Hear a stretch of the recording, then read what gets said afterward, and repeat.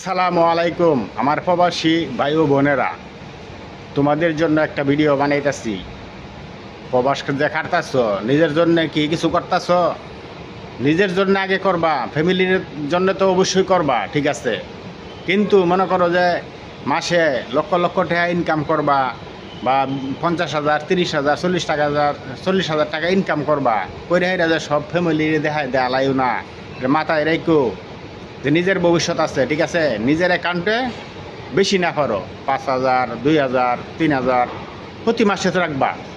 দেখবা যে তুমি 5-10 বছর বিদেশ করবা, তোমার অনেকটি টাকা হইব।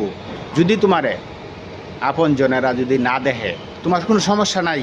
যদি তোমার টাকা আছে, হ্যাঁ, তোমার একটা টেনশন থাকতো না, তুমি তোমার টাকা দিয়ে চলতে পারবা, কেউ দেখুক আর না দেখুক। কিন্তু মনে করো যে মানুষে বয়সকালে, হ্যাঁ, মনে করো টাকা পয়সা ঠিকই ইনকাম করতেছো, করে এরা কি সব পয়সা ফ্যামিলিরে দিতেছো। একদিন দেখবা যে তুমি প্রবাসী, হ্যাঁ, তুমি যখন ইনকাম করতে পারতা না, যখন বাংলাদেশে যাবে, তোমার আর কিন্তু ঠিক মতন দেখতো না।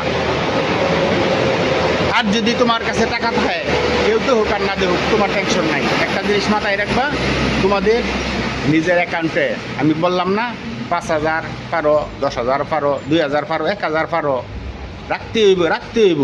কিন্তু রাখতা না, লাস্টকালে কিন্তু পরে টেনশন করে হাইরা হার্ডিস্ট করে কিন্তু মারা যাবা।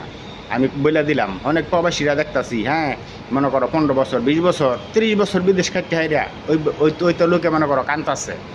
এর লিগে আমি মনে করো যে নিজের অ্যাকাউন্টে কিন্তু জমাইতেছি টাকা।